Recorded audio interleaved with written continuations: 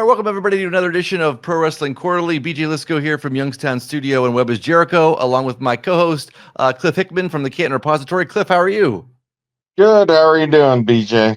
Good, man. That time of year again. So it's Summerslam season right around the corner. 2 nights this year, Saturday, August 2nd and Sunday, August 3rd. I believe I have those dates right. So yeah, man, it should be an interesting card. We're going to get into that here in just a little bit. We'll run down both the Saturday and Sunday. And then but first, obviously, right out of the gate, we're going to cover a lot of other things going on in the wrestling world. And obviously, the elephant in the room, Hulk Hogan passed away last week at the age of 71. So just your initial thoughts on the passing of Hogan. Well, it was really surprising. You know, there had been that one report from Bubba the Love Sponge that he wasn't doing well, but everyone else was kind of contradicting it from what I read. So when it actually happened, it was still a shock, you know. Yes, the last decade or so happened, but I don't know that I'm watching today if not for Hulk Hogan catching my attention as, you know, a young person. And I mean, just looking at him, he was something out of a Greek myth at the height of his powers. I mean, the body slam on Andre the Giant, still one of the craziest things I'd ever seen at WrestleMania 3. Just anyone being able to pick him up seemed beyond superhuman. And, you know, the match itself, people argue, wasn't, I mean, as a kid, I thought it was fantastic. And even now, I think it still holds up. Some people really hate it. And then, you know, a decade later into the 90s, he found a way to once again reinvent himself. And, you know, high school, everyone had the NWO shirts, including me. It was the hottest thing going. There was nothing cooler than Hulk Hogan at the, you know, the height of his abilities. And obviously you feel really bad for the family. You know, it's always tough to lose. I lost my dad in the last year. It's a really horrible thing, man. It's something that still affects me every day. So, you know, I feel really bad for him. I feel bad for the family. Yeah, Hogan was I think the only wrestler that had 2 runs like that. Like, I mean, and then 2 like push professional wrestling into the mainstream, like pop culture runs. I mean, you had the first one with Hulkamania in the 80s. He does it again in the mid 90s with the NWO. And then he even had really a third run when he came back and fought The Rock and stuff. That one wasn't as pop culture or whatever. I mean, that one's probably lower on the sort of importance meter in terms of professional wrestling.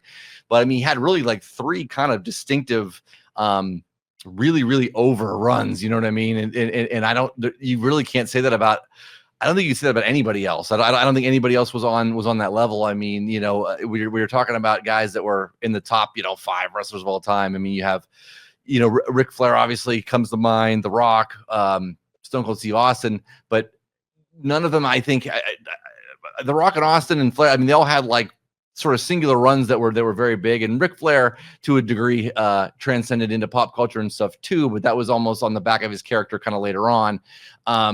So yeah, I mean, I think Hogan is sort of in a class by himself when it comes to propelling professional wrestling into the mainstream. And like you said, the reason you're watching is probably because of Hulk Hogan. The reason I watch today is because of Hulk Hogan. That's what I got into as a kid. And yeah, you're right. I mean, he was a superhero come to life. Yeah, there's nothing like it. I agree. There's, you know, there might have been guys that could transcend the business in this area or another, like Ric Flair, is fashion and, you know, the lifestyle and things like that. But Hulk Hogan, you put his face, I mean, he's just recognizable by probably anyone in the world. You know, there's this, you know, you think about, I don't know that anyone had the cartoons, you know, the action figures, the, you know, the wrestler buddies, the video games, movies. Say what you want about the quality. I still love Suburban Commando. I picked that up not too long ago, but I mean, there was a time where it's hard to be successful at one thing, but to transcend and get into that many different things, it's just incredible. There aren't many people like that on the face of the planet. It's, maybe like Michael Jordan, Hmm. is someone that kind of is just so ubiquitous and recognizable, but there's not many people on the planet, let alone in wrestling, that you can just, oh yeah, I know who that is. Hmm. No, definitely, definitely a blow to the wrestling world. Like I said, regardless of the last decade or so, with Hogan and sort of Jim Cornette and Brian Last did a really nice podcast where they kind of covered all of his career, sort of warts and all, but including sort of the later years. They did it pretty respectfully, actually. Like I think, but they covered it. They were sort of real fair in what they did. But yeah, the last decade or so, one thing, and we joked around about it, was sort of Hulk Hogan and some of the crazy stuff that he would say in interviews later on, where sort of like the tales would kind of get more elaborated and stuff. And one thing that stuck with me about what Jim Cornette said, he's like, and they got a laugh out of it too. And it was podcast fodder and stuff, and social media fodder, obviously, when he would come up with some of these outlandish stories or sort of facts out of anywhere. But one thing Cornette said that I absolutely agreed with was, he didn't need to embellish stories. The real stories were good enough. You know what I mean? Like he lived such an insanely just important and sort of monumental life without having he didn't need to embellish, is basically what it came down to. Absolutely, yeah. That's the later years or the later years, and it's hard because you're talking about human beings, every single person. As much as people on social media love to judge people, not that I'm excuse anything that happened in the later years, but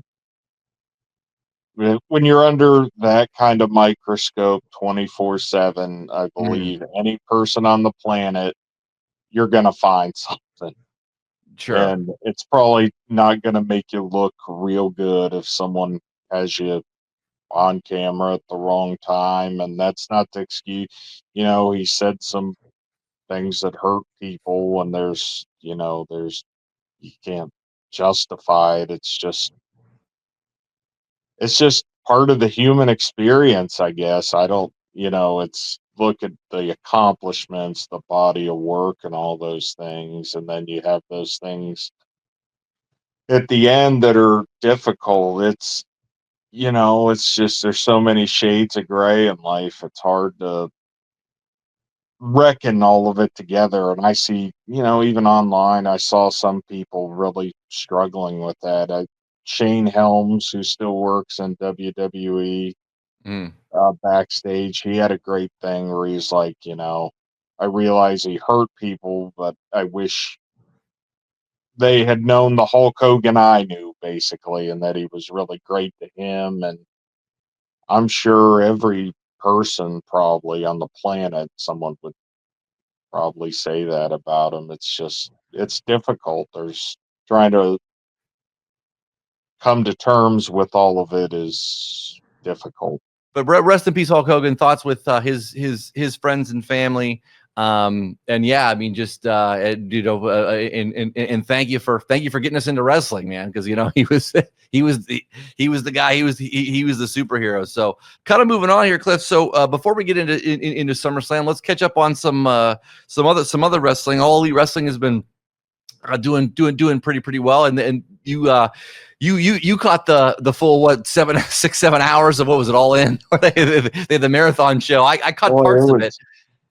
it was absolutely tremendous. Man, that was a roller coaster. It had pretty much everything. Just a terrific show, and they're really on fire right now. I like a lot of the things they're doing. They seem to have really gotten themselves on track and out of the unfortunate stuff that happened to them a few years ago. It seems like they've got the locker room straightened out. It seems like they've learned about kind of which guys they want to sign, because the guys they've added this year, while not maybe at the time, someone like a Mike Bailey, people might have said at the time, oh, but tremendous fit for them. Kevin Knight, another one, the Jet. I mean, Mm. they've made some. I think they figured it out as far as what their niche is, what they're trying to do, and kind of the kind of individuals they want to bring in. And I think they've learned their lesson as far as I know when they started, they kind of needed talent and they needed to grab some guys, but I think it's going to be harder for the ex WWE people after the experiences they've had to get released and jump right in there. Mhm. I think they're going to feel that out a little bit better in the future. But overall, it's been great. Hangman is on a absolutely terrific run. Swerve Strickland and Will Ospreay and Hangman have kind of taken over the main event scene. They seem to be like the present and future of the company. Whereas some of the guys that helped start the company you're seeing are kind of in the mid card or phasing out a little bit. I think Kenny Omega is tremendous talent, but I think it's hard to come back from something like diverticulitis. He had a great match against Okada, but I think he's taken some time off. It's amazing to even see some of the stuff he can still do. And then unfortunately, Adam Cole with the injury issues, that was incredibly sad because he was Mhm. on a great run. And that was definitely probably the low point of the show. But one thing that definitely stood out is how about Dustin Rhodes having this late career resurgence? Yeah, Dustin Rhodes has always been, I think, just about everything he's done in AEW. Like, you can look at him there, and like, I mean, everything he's done. I mean, normally he's just been kind of putting guys over, but even as far back as the match he had against Cody, that's one of the best matches in AEW, I think, in AEW history, and I would put that up there as that might be in my top 10 matches of all time. Honestly, that was a great match, a great, highly emotional match. But Dustin Rhodes has always been great. Just a solid, super solid worker. Yeah, I'm glad it was. Uh, I'm not sure if he would have been the plan to win that title, but I'm glad when if they pivoted, and I'm glad they pivoted to him. You know what I mean? If he wasn't the original plan to win it, I'm glad that they went that way because it's recognition that I think he clearly deserves. Yeah, it was a last second addition when they found out Adam Cole wouldn't be able to go early in the morning. He wrestled, Dustin wrestled 3 times in 2 days, Mhm. and just a great story. I expected Kyle Fletcher to kind of win it, and he still may end up winning it eventually. But during the match, I even looked over to my wife and said, "Wouldn't it be cool if Dustin Rhodes found some way to win this?" And he actually did. It was a great moment. Mm-hmm. That was a nice one. I think, and I hope AEW is getting a little bit better at sort of kind of reading the room. You know what I mean? Like, they've had some opportunities where, you know, their crowd has really wanted a switch, or they really wanted things to happen, and they've kind of either held off, or it's sort of been like either a delayed thing, or it hasn't happened. I guess the way the crowds have kind of wanted. That one I think was clear that they wanted Dustin to win, and they were smart enough to see, like, I think they were smart enough to see that and sort of recognize that. So I'm hopeful that there's kind of more of that going forward. You know what I mean? As far as being able to sort of pivot off of sort of original plans and stuff, and sort of go with the crowd reaction, go with what the crowd wants. I think there's some exciting stuff coming up in the future. Obviously, I think they're building to MJF and Hangman, with MJF winning the Casino Gauntlet. I think Mm-hmm. that's going to be a thing. You have the whole thing with MJF and the Hurt Syndicate, which is great. How's that going to pan out? How's it going to Mm-hmm. pan out if FTR gets into the mix? Could you see a return of, say, the Pinnacle or That's something what I like was that? thinking. Yeah. That. So, Mm-hmm. yeah, then you've got Kazuchika Okada. They've kind of anointed with he's got the 3 belts now. He's on a terrific run, and he's kind of going forward, and you can see they're kind of planting the seeds for Takeshita versus Okada, because Don Callis had spent so much time saying Takeshita was the best, Japanese born wrestler in the world, and then all of a sudden Okada shows up and kind of bumps him out of the top spot there, and they've played on that tension a bit. So I could see Takeshita getting kicked out of the Don Callis family and a feud between those two being a thing, and I think the matches there would be absolutely tremendous if that happens. So they've laid the groundwork for a lot of exciting stuff. The relationship with CMLL, I think, has been a great fit. You talk about MJF, him and Mystico are still bouncing back and forth in a great feud there, and a lot of the guy and I didn't even mention Bandito. Bandito's doing some of the best wrestling in the company right now as the Ring of Honor champion, and the other matches he's had just Mhm. absolutely tremendous. They've really started to elevate. These guys are stepping up and they're putting on just incredible matches. Mhm. Yeah, they've got Tony Khan loves his tournament, so he's got a tag team tournament going on right now. But I like it. I like some of the matchups he has. I think the Outrunners are going to take on the Young Bucks. I believe that's later this week. I saw FTR is going to be taking on, is it Juice Robinson and Colton Gunn? I think it might be the other match. Which Yes, they advanced on Collision. They beat Big Bill and Brian Keith in a really good match. So, yes, you're getting kind of the Bullet Club Gold rematch. I think Jay White, of course, was in the classic one. He's out for, I think Fightful said it could be the rest of the year if he has shoulder surgery, Mhm. unfortunately. But still, I think that's going to be a great match. And I agree. Yeah, and Outrunners and Young Bucks, I don't know what's going to happen there. That's a great matchup. And then, that, that's an intriguing one. I could see the Outrunners. I could see the Young Bucks putting them over in that. You know what I mean? It's sort of at this point. I mean, you mentioned you're kind of the heads of the sort of originals in AEW that are kind of slipped back to the mid card a little bit, and they kind of have a little bit too. But yeah, I could see them. I could see that happen. I mean, I could see it go the other way too, where you have FTR Young Bucks. I mean, they can always go to that well. But I think, yeah, I could definitely see, uh, an FTR Outrunners final again. You know what I mean? To do. I mean, they had three nice matches kind of already that I wouldn't say went under the radar, but they weren't like necessarily like up in the forefront. You know what I mean? I mean, the third one was on the pre-show of All In. So, yeah, I could see him going any number of ways, but I'm very intrigued by both of those matches. yeah, and then on the other side of the Young Buck bracket, they've got Bandito and Brody King as a team, and I wouldn't necessarily write them off as far as finding a way to make it to FTR if they're Mhm, looking to do something new and not go to the Young Bucks or Outrunners. Well, once again, that would mhm, be incredibly interesting to see Bandito and Brody King together at the top there versus FTR. mhm. Yeah, I mean, I've said this before in this podcast. I'm a huge FTR mark, so I mean, Oh, they're they great.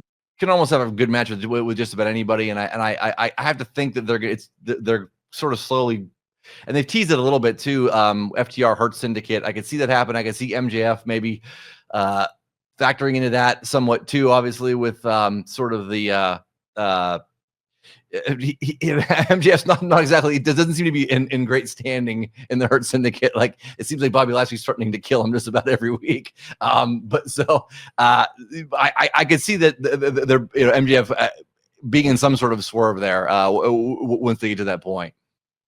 Absolutely. And then you've got, not only that, but then you've got Copeland and possibly Christian Right. in the background of that whole thing. And if you put them back together, they haven't teamed in so long. I think that'd be huge. I personally would love to see it. They were such the individual accomplishments of both are incredible, but you forget how great of a tag team they were. Hmm. So I think they could have incredible matches with anyone if it happens. I hope it does. We had talked, I think, even as early as the last podcast we did about how sort of the tag division in AEW had lost a little bit of its luster. I think they got it back in the They interim. figured it out.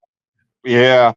And that's, that then you got the Don Callis family. They've got so many guys now. You've got Roppongi Vice back together. I always liked Trent and Rocky together. Mm. I think they're going to be mid card. It seems like they're using them as kind of a mid card team. But then Proto Sheeta, everyone loves Takeshita and Kyle Fletcher when they're together. They just gave them a new shirt. They're a really fun team. You still got Roddy Strong and Kyle O'Reilly together. And I think there's something going on with the Acclaimed. I'm starting to wonder if Billy Gunn isn't going to get blamed for it, and those two are going to come back together. Maybe I think didn't Bowens just go after Caster? I think it seems like they're prepping Bowens to turn heel, and they might flip that. You know what I mean? They did. He kept beating. He beat Caster really bad again, and kept beating on him after the bell until Billy Gunn pulled him off of him. And Bowens kind of teased leveling him at the end. So I don't know how that's going to go. Either they're going to switch the roles between those two as singles guys, or reteam them and have them blame Billy Gunn for everything. I could see that too. Mm-hmm. It's Yeah, it, so it's kind of there's some open-ended stuff going on. It's interesting. for sure. I mean, do you think we're done? So I think, like I said, as we record this on a Monday, I think we're getting Mox and Hangman again on Wednesday. Do you think they're done with it? That after this week, it seems like they're teasing dissension in the Death Riders. Maybe they're gonna break that up, which I don't think is gonna anger too many fans because they've kind of wanted the Death Riders to go away for a while now. But yeah, I could see some sort of dissension there, screwing that up for Moxley on Wednesday, and then them pivoting to infighting there. I don't know. What's your take on where sort of Mox and Hangman stand right now, and what do you think they're going to do with Mox after this match on Wednesday? Hopefully I pray to God they stick with Hangman in this situation. The Death Riders thing, I guess in the end it worked out. They were able to get that huge 30,000 crowd into Globe Life Field. So in that respect, it worked. It never really, to steal an old Hulk Hogan phrase, it never worked for me, brother. I was tired of it pretty, by the early part of this year, and it it was interesting because everything else on the cards were so good, and then you'd get to that last part, and you're like, "Oh man, here comes the vegetables with the steak dinner." Yeah. So, I think as far as guys that probably need to drop down, John Moxley's been on top for a long time. I think it's you know maybe time to move him out of the main event picture for a bit, for a Mm. while. Um, he's been a great champion. You can't deny his impact on the history of the company. And as far as figuring out ways to draw crowds, it just, for me lately, I've struggled with it. And it might just be me, but the Death Riders thing and you know, we've kind of had that through both major companies now, where you had the Bloodline running wild in a similar fashion, and I'm I'm over the 30 guys interfering in matches and Yeah. stuff. I'm done with it. I'm hoping we're moving on to some new stuff. MJF versus Hangman or anything along those lines is much, much, much more interesting to me. Yeah, I mean, you got to figure Swerve Strickland's going to fare into something here soon too. I don't think they're going back to the Swerve Hangman well, and I hope that they don't. Like, I mean, what else could those guys No, possibly do to each other besides I put think a it's shotgun in? Okada, right, for the immediate future Mhm. is Swerve and Okada, which I don't think has really happened before. They may have had a one-off when Swerve was a free agent, but um, yeah, that I think that's what they're building to for the Forbidden Door. And there's a lot of stuff Swerve can do without them kind of revisiting that. I'd assume you'd probably get Swerve and MJF at some point. I don't know that that's really been a feud Mm. yet either. There's a lot of great stuff that they can do. And MJF, I don't. Did you see Happy Gilmore 2 yet? I did. He was great in it. I was impressed at how natural sometimes it looks like when you see guys that are famous, like athletes or something, try to act, they basically come off as, they're just reading a sign. He was very natural He's so as far yeah. as an actor. I don't, he could be the next guy that breaks through into movies. And who knows, in 5 years, maybe he's not wrestling much. Yeah, I mean, I could certainly see that. I mean, I thought he was one of the best, honestly, actors in in the whole thing. I mean, like he Oh, was he so was. natural at it. He was so good, and he played that part so well. Yeah, in one thing with MJF too, and working with Adam Sandler. Adam Sandler tends to, like, when Adam Sandler likes you, he keeps recasting you. So I mean, MJF's going to get a lot more opportunities in the acting world, going forward. And like you said, yeah, in another handful of years, I mean, we'll see where he ends up. I mean, if there is a WWE run in his future, or like you said, he might just say, "Hey, and I'm fine." Doing. He might turn into sort of the Hulk Hogan of, in a sense of AEW, where he sort of wrestles, comes back sort of part time, does some things here and there, and goes off and does a lot more movies and outside projects. Yeah, I think Roddy Piper was another guy that, Mm. people forget when he kind of walked away after, I think it was WrestleMania 3, after Adrian Adonis, and did They Live with John Carpenter, which was a really huge deal at the time. So I could definitely see something like that happening with him in the next handful of years. So as much as you dislike him as an on-screen character, enjoy him while you have him, I think, because I don't know, I saw him and I'm like, there's something there as an actor. Yeah, for sure. Because he played a great part. I thought that movie was pretty good too overall.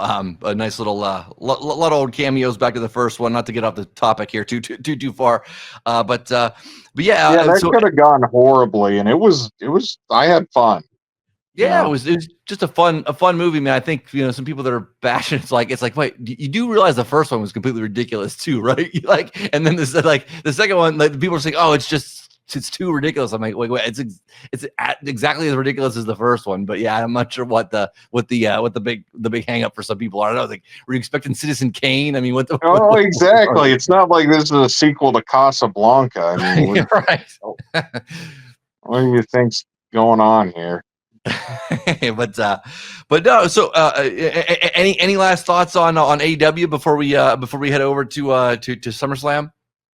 Not really. I've been having a great time watching those shows, and I think they're in a really good spot. If they keep going like this, I think they're well on their way to carving out their own unique place in the industry, where when I want to see kind of the best wrestling right now as far as in ring and a focus on in ring, that's where I'm Mhm. going.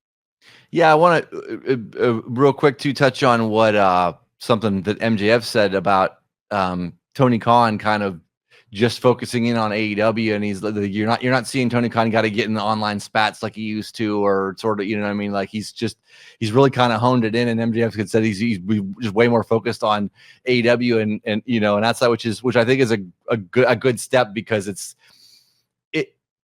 shown in recent months. It seems like a more focused product. It seems like there's more thought going into things, and I'm seeing an improvement basically from, even like I said, the last time we recorded, just a few months ago.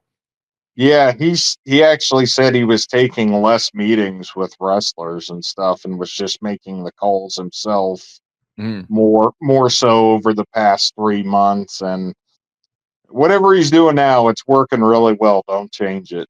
And Y- like you said, he hasn't been as active online, and I think WWE's kind of taken his place as far as making those online faux pas lately. They've been stepping in it way more than him. It seems like they, but yeah, he's done a really great job this year. Well, all right, well, moving on to SummerSlam. 2 nights, 2 nights this year for the first time, which I think I've told you before. It's a pet peeve of mine that they're making all these things 2 nights. I understand why they do it because you can keep making more money, but like it's hard to watch that much wrestling. Although they are going to condense this down a little bit. There's only, I think, what do you think, there's 5 matches each night right now on what I have here, minus pre-show stuff or if they add anything sort of last minute. But we're going to start off the first night, work our way kind of from the bottom up as it's listed here, or as I have the card. Our first match, Sami Zayn versus Karrion Kross. Karrion Kross getting a little bit more of a push recently since he kind of went online and said, basically bitched that he wasn't getting any kind of push or any kind of attention. Karrion Kross just put out a new book actually that they sent me. I was supposed to interview him, but then they got word that I worked for Jericho, and that got canceled really fast, which was kind of a bummer. It would have been nice to talk to Karrion Kross a little bit, but yeah, Karrion Kross versus Sami Zayn. I got to think that Karrion Kross is going to win this. Just with the way things have kind of been positioned, and sort of, it seems like they might be fixing to do something with Karrion Kross. Although then I did just see another report that said he hadn't renewed his contract or anything yet lately, so maybe it could go the other way. I'm not sure where exactly this sits, but what are your thoughts on Sami Zayn versus Karrion Kross? Yeah, I don't know. Karrion Kross is a really interesting situation to keep an eye on. He is, like you said, his contract is going to come up at some point this year. I don't know what the demand from AEW might be for him. I know he has somewhat of a relationship with John Moxley, Mm. and maybe that would play into it, but it seems like even John Moxley told him he thought WWE might be the better fit for him. And in the past interviews, it sounds like that's kind of where he wants to be. Mm.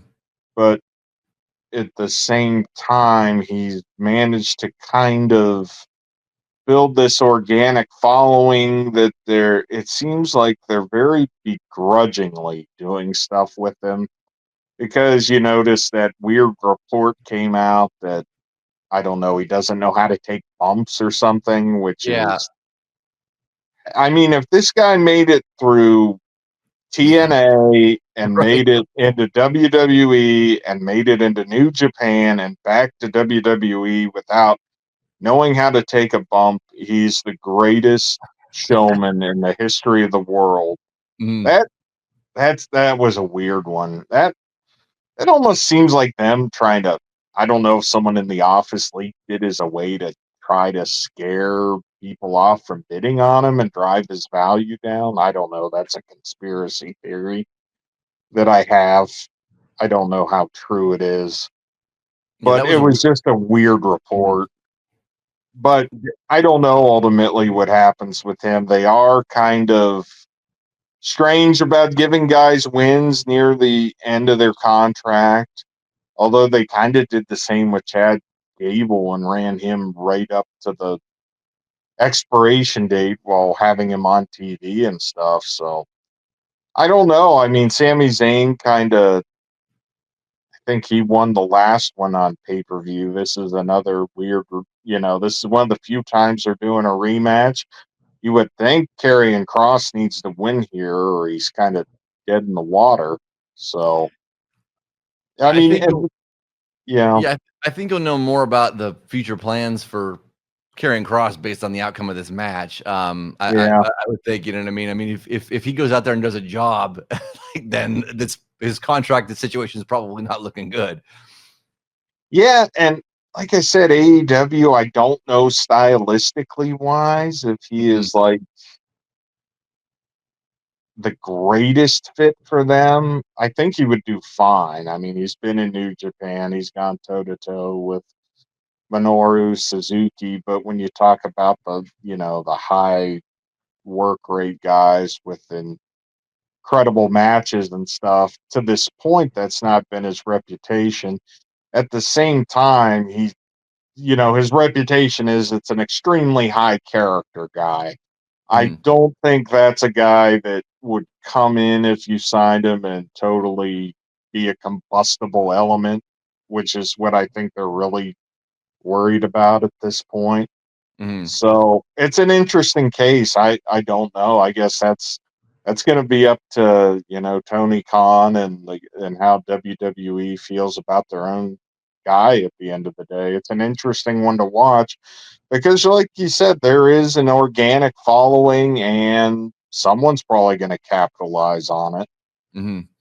I got you. So next up, correction, I've got 6 matches listed here for the first night. So next one is the WWE Women's Championship. Tiffany Stratton, the champion, against Jade Cargill. I feel like Jade Cargill's getting a big push, and I can see her coming away with the title here. What are your thoughts? Yeah, I could see that happening. Um, yeah, this is probably a toss up. I mean, I could see him doing it either way, and not there not being like a big backlash doing it either way. I mean, yeah, I feel like since Jade Cargill has kind of come back, they've kind of booked her as just be sort of a world beater. You know what I mean? So, but yeah, I mean, I don't. I think this will be a.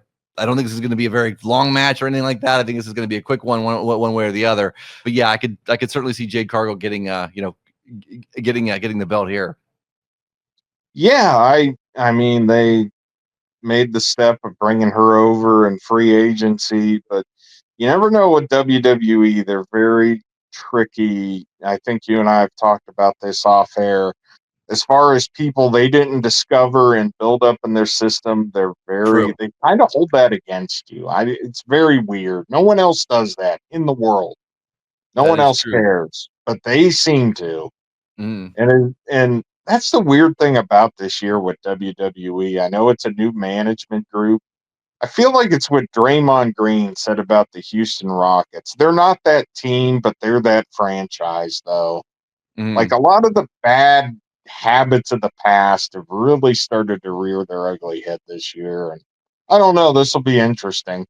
Yeah, Jade, I don't, I haven't been as up to date on WWE programming. I don't know what the reaction to Tiffany Stratton has been, but on the occasions I've caught her, I don't feel like it would be like this massive uproar if she didn't win.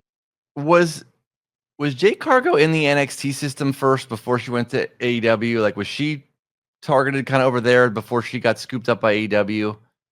I know they were bidding for her, and I think yeah, the fact AEW was basically going to put her on TV right away instead of the whole NXT thing and making her move around was a big deciding factor. I don't know if she was there before though, But but she they never were actually interested. she never actually wrestled for NXT though, right? Like there was never like I even like a don't brief thing. believe so, but I could be wrong. Yeah, I'll have to check that if somebody knows a little bit I'm more on sure that. they'll let us know. Yeah. Oh yeah, we'll get Mm, comments on. So next up, man, this one WWE finds a way. They're big on working in celebrities who like wrestling. So this one's Randy Orton and Jelly Roll versus Drew McIntyre and Logan Paul. So this is your sort of token kind of celebrity match. Jelly Roll's not going to do a whole hell of a lot in this one, I'm sure, but the rest of the guys can kind of carry this. I don't know. I had nothing against Jelly Roll. I'm not a fan in one way or the other, really. But I mean, it's cool that he likes wrestling. It's just sort of weird. I don't know. Some of these matches, sometimes when they try to shoehorn a celebrity in, it's just like, you've kind of seen it. It's sort of like an old guard kind of thing. And but yeah, I mean, yeah, they're not going to let it's Orton and you know, Jelly Roll's not going to go there to lose. You know what I mean? So like, I think you kind of know what the outcome's going to be. yeah, I this is one of those old trends. I don't like this. I mean AEW, yeah, they've got the Costco guys, but they've been relegated to the opening match of the pre-show, and it's like at that point, whatever, you know. Mm. And they're usually smart enough to put them in 8-man or, you know, heavy multi-man guys where their ring time is limited and they're getting a big reaction. And I don't know how to feel about this. Like, is Jelly Roll that big of a celebrity to warrant this type of thing? I guess I'm asking you because I just don't follow He it that is. closely. He is. I mean, he's kind of been oversaturated a little bit in the music world because he's kind of showed up everywhere there or whatever. You know what I mean? So I mean, he is pretty big. So I mean, he's one of the bigger ones that they've had really in sort of these celebrity matches recently. But yeah, I mean, it just. It sort of takes me out. I mean, they had Drew McIntyre Claymore kick him, and it's like if Drew McIntyre actually connected with that Claymore kick, like Jelly Roll's arms would fall off. Like most of our arms would fall off if he did it. You know what I mean? Like a Rock'em Sock'em Oh, Robot. yeah. But so it's just like, yeah, he should not have gotten up from that. Like they should have stretchered him out, and you should Oh, not have I seen him. agree. Like they had him talking backstage. I was like, you shouldn't have had him talking backstage that soon. Like you should at least, you know what I mean? There should have been. He should. Yeah, He that should should have have been. been it. See, I haven't been watching. I'll admit, I've just been out of it on WWE. If he got Claymored, yeah, he should have been stretchered out. And I mean, does anyone like Jelly Roll music? I think I saw someone online say this, and I'll just steal. I wish I could give him credit, but is there anyone that likes the Jelly Roll music? I've heard the songs. I don't like them. Everyone's like, well, he has this interesting story, which I'll admit I don't really know that. But does anyone actually like the music, or is it just there? I mean, some people have to, I guess, obviously, for him to be as big as he is and stuff. But yeah, he's just one of those weird sort of country / hip hop kind of crossover things that's sort of going on there. And it's just, yeah, it's not for me. Neither is this match. So let's move on from this. Yeah, great call. I don't think either of us are. We're not feeling this, brother. No, this one doesn't work for me, brother, either. So, Yeah. no. Next up, we have the Women's Tag Team Championship: Charlotte Flair and Alexa Bliss versus Raquel Rodriguez and Roxanne Perez. I've really liked the pairing of Charlotte Flair and Alexa Bliss. I think that has helped Charlotte out a lot because I think people were getting kind of tired of her doing sort of the same sort of thing over and over. She kind of repeated herself a lot, and I think that's why she got some fan backlash. She was kind of getting some boos there, which I think she even admitted in interviews when I'm messing with her. But yeah, I mean, her with Alexa Bliss have a new side. It's a new thing. I mean, I like both of them. I like them together. I think that's going to be sort of a placeholder, kind of a deal thing until Liv Morgan comes back and has something to say as far as Raquel and Roxanne. I mean, it's a shame that Liv Morgan got injured. But yeah, I mean, I could certainly see Charlotte Flair and Alexa Bliss winning this and taking those taking the tag titles, adding a little bit more kind of credibility. I mean, I wish they would give a little bit more credibility to the women's tag titles because they've kind of been there, but it's just there's not like enough women's tag teams to make it sort of a viable kind of a thing, or you know what I mean? It's just sort of like those belts are sort of like props as opposed to sort of an actual title. Exactly. Hopefully, this You gets said it. It's like they've done with the men's tag titles for years. It's like, just yeah. throw like two random guys together and ha ha, aren't they so wacky together? You know, like Rhino and Heath Slater or any 100 combinations like that of Yeah. wow, aren't they hilarious together? These two random guys. And meanwhile, you got FTR shaving each other's backs in the shower. You know, they just, I Yeah. don't know. As much as things have changed in some regards, I still think they look down on tag team wrestling. It just kind of seems that way. Maybe I'm wrong, but yeah, I mean, 4 great competitors. The women's division absolutely incredible. All 4 of these wrestlers are great, and I'm sure they'll have a really good match. I mean, Alexa Bliss and Charlotte Flair are entertaining together, and you know, they've been doing the whole Judgment Day thing for quite a while, you know, subbing out Liv for, um, you know, Raquel and Roxy there. So, yeah, I think it's probably time for a change, and they can probably get some more funny backstage segments out of it, which is probably the determining factor for them. Charlotte and Alexa together, like I said, it's intriguing. So yeah, I like them together. I think the fans want to cheer them both right now too. I think the fans are liking them together as well. So yeah, I'm all for I'm all for those two. Kind of being paired for a little while just to see to see what we get. Yeah, yeah. So next up, we got another tag match: Roman Reigns and Jey Uso versus Bronson Reed and Braun Breaker. I don't know where this one's going, and I'm like you, checked out on some of the bloodline sort of stuff a little bit. And this I think was a pivot when Seth Rollins got injured. I'm not super intrigued by this. I mean, I'm sure the match will be fine. Everybody in it's really, really good. Yeah, I mean, I can kind of see this going either way, but I don't know. What are your thoughts on this one? And the bloodline, all these variations of it, they are squarely in the Death Rider camp for me. That's Tune Out City, baby. Mm-hmm. I'd hate to put it that way. Those guys are really talented. They work really hard. It's nothing personal. Obviously, it must be working because they're putting them in the main event and people must want to see it. I'm just not one of them. I'm just, it's been a decade or more of Roman Reigns at the top of main eventing these things. And, I have nothing against him. It's just like he doesn't strike me as this like Hulk Hogan transcendent type figure that is like this guy that needs to be at the main event of every show. You know what I mean? I He's don't. very good. He's very good, but you're right. There needs to be kind of a change up with him a little bit. I mean, I think The it's been the same. The whole acknowledge me thing's been going on for so long. It's just we're kind of at that point where I think something needs to happen with him to kind of pivot him off of that or to get him out of it. I don't know that they're going to do that. I mean, especially if they're making money on it right now. But yeah, I'm with you on it. I'm kind of tired of it too.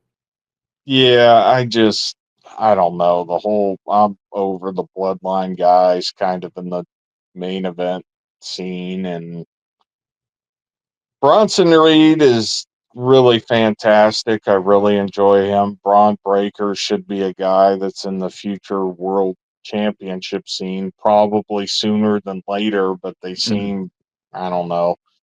Seems like we're running back the clock with Nostalgiacs this year, and that's the thing. I think, and it's a thing with me. It's just nostalgia for me doesn't do much, and I just, it's like I lived through that era, and yeah, there was some good times there, but I don't need to see it a decade later where it's just kind of the same but not as good. Mm. So main event night one for the World Heavyweight Championship. Your favorite CM Punk versus the champion Gunther. We didn't talk about Seth Rollins and whether or not we think. Well, first off, with Seth Rollins, do you think is the injury legitimate or do you think they're kayfabing? Could be either. I don't know. I wouldn't put him past. I don't know. To me, That's the easiest.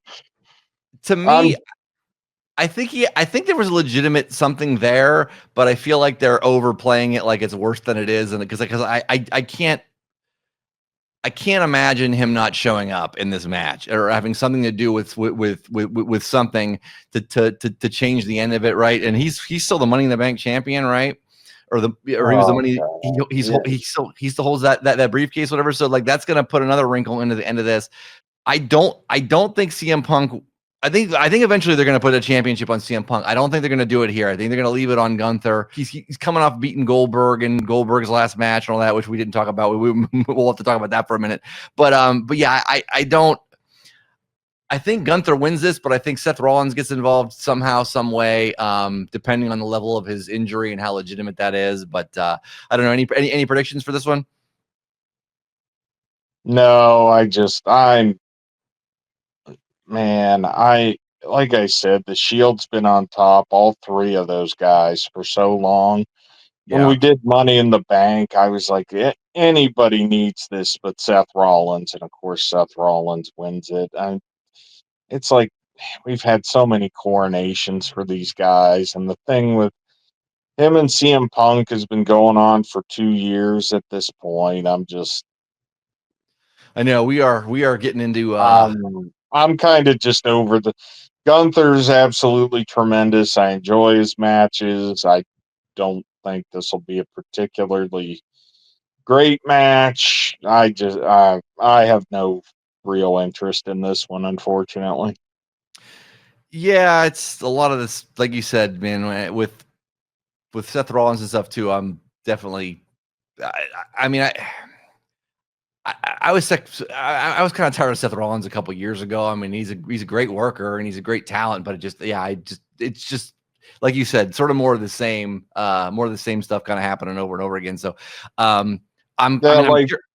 like you said with Roman, the acknowledge me stuff and the tribal chief stuff is getting old. The wacky suits and Mm, the laugh and all that stuff with Rollins. Yeah, they need a Jericho like reinvention, both of them. yeah, we need to do some. I'm hopeful WWE pivots on some of these guys, and there's some different sort of reinventions, like you said, because there's some guys in here that are certainly long overdue for it, and it seems like they really, really, really delay that in WWE. Like, you know what I mean? It just takes them forever to get there. So hopefully that Yeah, happens. Braun Breaker should be at the top right now.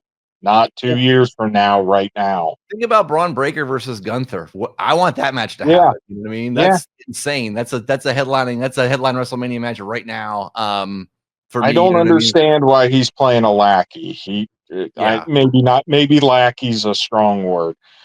He should be in the main event. The guy was in NXT way too long. They hold these guys way too. Let's get it moving. A snail's pace. These feuds are taking 2-3 years. I don't. Let's yeah. go. I know I know we talk about AEW just like booking stuff on the spur of the moment, whatever, and WWE has the opposite problem where it's like, oh my god, like let's move on, please. CM Punk versus Raw. He's been mad for 3 years about whatever. I know they've been beating this stuff to death, man. That's for sure. So, all right, night two. This from the bottom up. We got the Women's Intercontinental Championship match, a no DQ match between Lyra Valkyria and Becky Lynch. Becky Lynch, who is sort of recently returned. I I mean I don't know the Women's Intercontinental Championship again. That's another one of those belts that I feel like they're probably going to give this to Becky Lynch here, maybe to try to get a little bit more credibility on that belt. But yeah, any thoughts on this one? This is another one that's rematched a couple times. Like Lyra Valkyria has to win this or she is dead as a Yeah. character. You're not going to do anything further because you had her lose, like, I think it was Money in the Bank. She had to raise Becky Lynch's hand and be humiliated and all that. Like, she is dead if she does not win this. She has to win this. Mhm. Or I don't know. I don't know much about either. Becky Lynch to me, I know a lot of people like to boo Charlotte Flair and stuff. I guess I kind of view Becky Lynch as the the way people view Charlotte Flair. I think she is way worse about steamrolling people that are starting to build momentum. And, Mhm. I've seen the Becky Hogan memes where it's like, oh, Lyra Valkyria is this new person that is the inaugural Intercontinental Champion. Time to take their belt and steamroll them like 3 months in a row and let them get up and in. Yeah, Becky Lynch for So me is another one that needs a pivot or needs a sort of a bit of a reinvention too, because like it's just kind of it's gotten nothing stale for me. Yeah, nothing personal, and I think she has acting opportunities. So yeah. maybe she's going to look beyond this. But right now, what they're doing, I'm just not something I'm terribly interested in. The next match, and speaking of guys that need to be at the top of the card sooner than later, a steel cage match for the U.S. Championship: Jacob Fatu versus Solo Sikoa. I don't think. I mean, Jacob Fatu is probably gonna win this, but Jacob Fatu is another guy that really I think needs to be higher than he is. You know what I mean? I mean, they need to get that, whether it's Fatu and Roman Reigns or I mean, they need to have.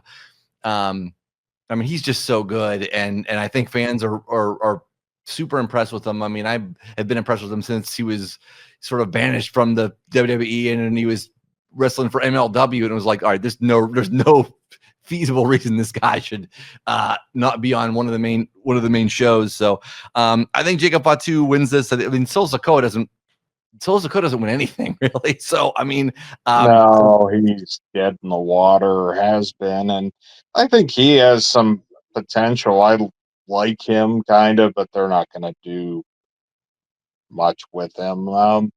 Yeah, Jacob Fatu's another guy that's ready for the main event sooner than later. Rather, I mean, think about him versus Gunther.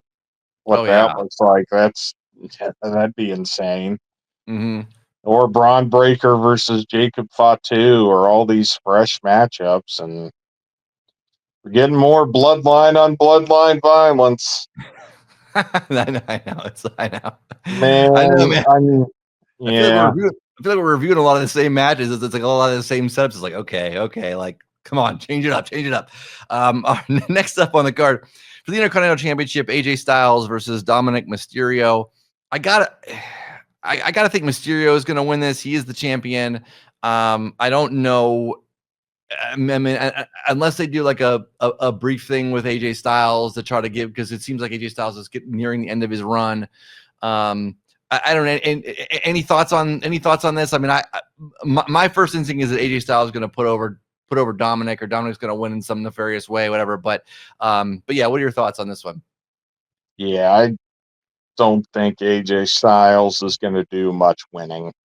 And Yeah, right. however long he has left, I think they're using him as kind of like to build everyone else, unfortunately. He probably deserves better, but that's the reality.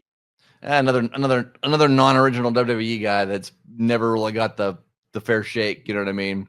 If he was younger, I bet he might look at AEW, but he's probably got a year or two left max. He's probably winding it down. Right. I gotcha.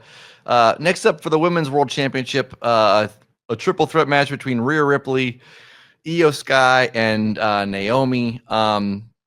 They have the Rhea Ripley and Io Sky have had some amazing matches together, but I think I saw a thing where like Io Sky's beaten her like every time, I believe, right? Like I don't think Rhea's, if she's beaten her, it hasn't been for anything really of consequence. Like I'm probably wrong about that. So don't nobody quote me out there on that. But I think Io Sky is usually the one that ends up winning. I could see Naomi just kind of, if she has, they put the title on her recently. I could just see her retaining here. You know what I mean? I mean, it's a triple threat match. There's a lot of easy ways out. There's a lot of ways kind of out of that. But yeah, any thoughts on this match? No, I think you covered it there. Yeah, you'll probably see the Rhea and Io destroy each other, and Naomi rolls one of them up or steals the pin, or however you want to do it, but you're probably dead on. Yeah, I don't know where you go.